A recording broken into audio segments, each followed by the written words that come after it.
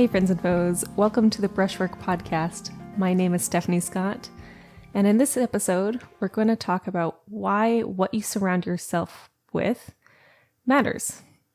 Today's episode is mostly about influence, so if that's interesting to you, keep on listening. Have you ever been to a beach town and seen shop after shop after shop of nautical art? Wave paintings, boats at the dock, starfish ornaments, octopus drawings, that one portrait of a weathered sea captain looking off into the middle ground. You know what I mean? You go to these beachfront towns and they're just full of nautical images and toys, and it makes sense for the area because usually these are tourist towns. They make their money off of these knickknacks, and honestly most of them are not from the area that you're in when you go to these places. Hello, made in China. So part of that art is to sell to the visiting tourists, right? Because this is how these towns make their money. And most of these tourists, they want a fond memory of their trip, and they want to attach that memory to an item that reminds them of that trip. But I would also say that a stronger part of all these nautical inspired shops in these beach towns is because that's what the artists who live there are surrounded by. They're surrounded by marine life. They're surrounded by ocean or lakes or fishermen, the fishing industry, marine life, all these different water-based places. I often joke with my friends that if I ever lived at one of these beach towns, I would also only make wave paintings. There's something captivating about that space. And isn't that interesting? What you surround yourself with matters. Do you have that one relative and you have dinner with them and you're sitting there and you're thinking, how do they get so deep into that political belief that they have?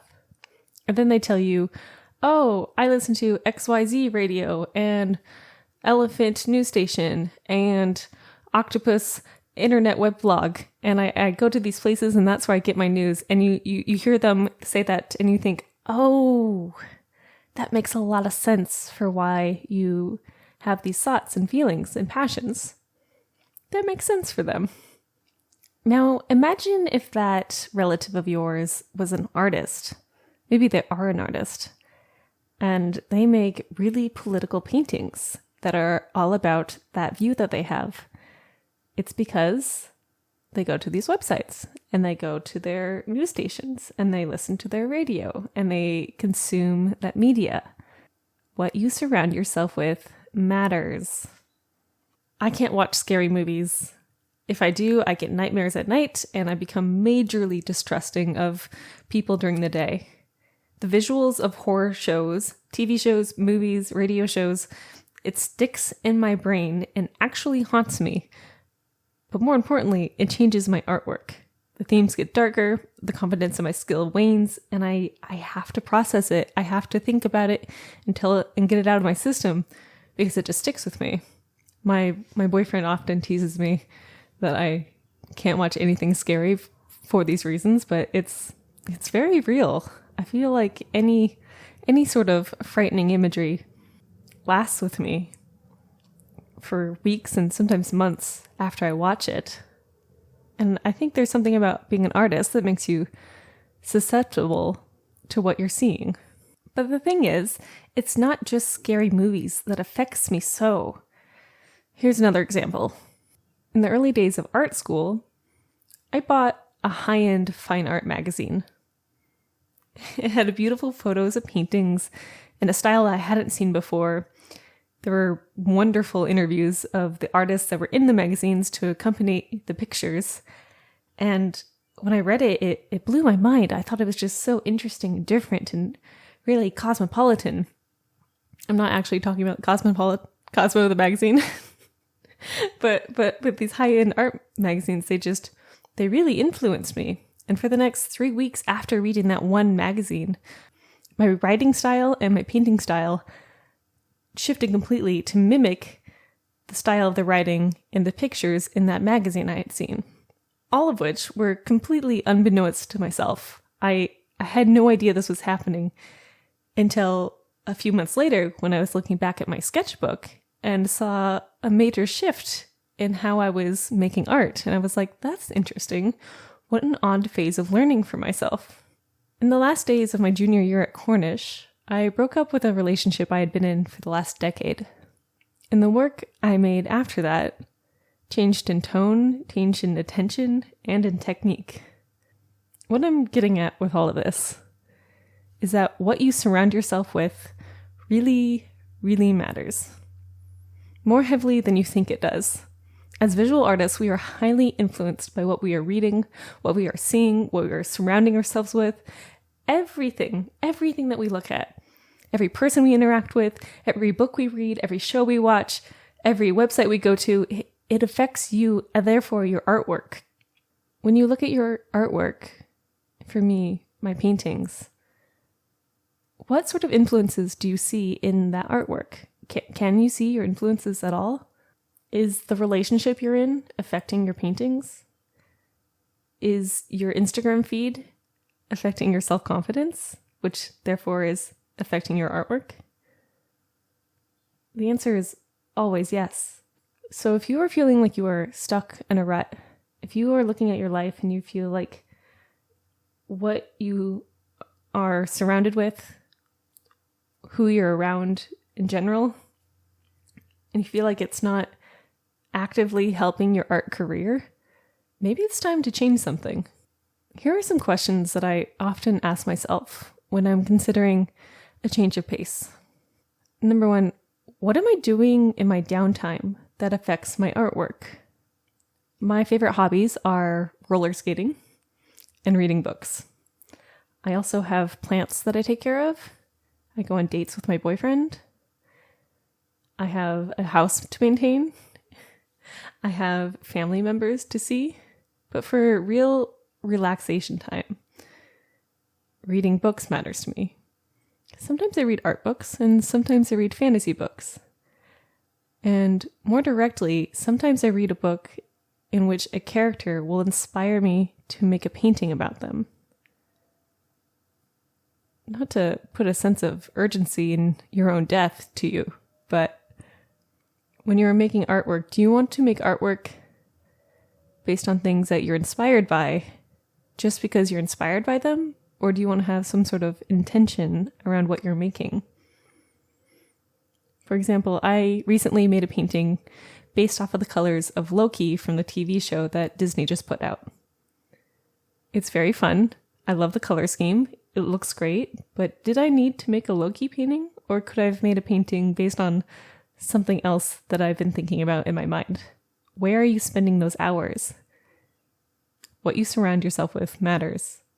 It changes how you use your time. It changes who you hang out with. It changes how you view the world. If you want a change of pace, one of the easiest ways is to change your social media feed.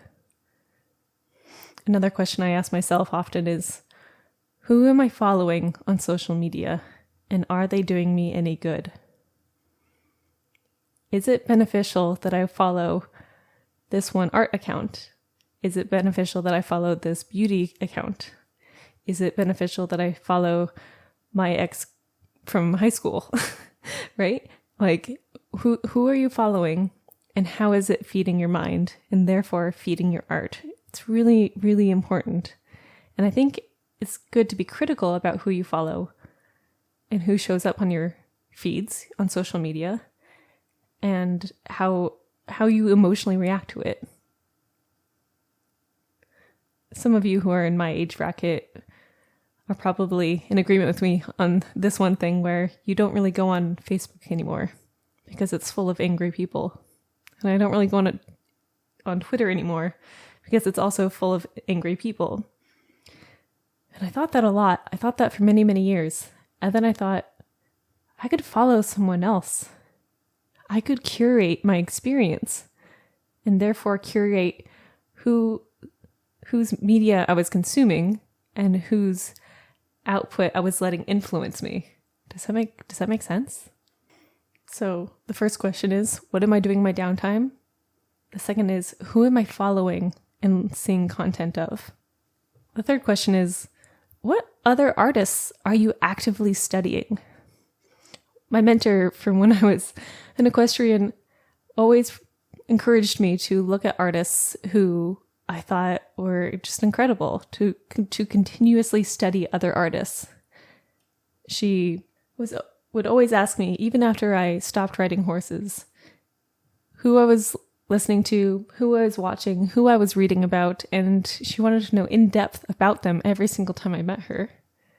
A little extra pressure to put on yourself when you're meeting a friend, but you know what? I think it was a healthy pressure.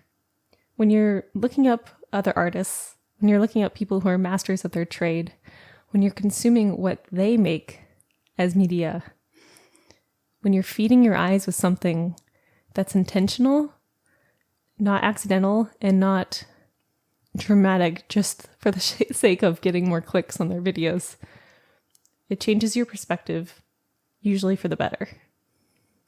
Okay, here's another question. Am I seeking out inspiration, or am I viewing things that are keeping me in a rut?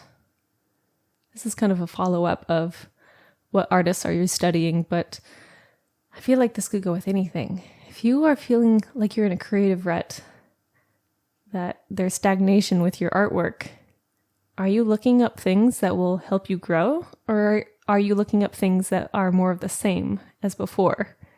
I think in an age of short form videos and constant posting photos on social media, it's really tricky to seek out what you need versus what is being served to you because you clicked a few times on a few different videos. We love an algorithm.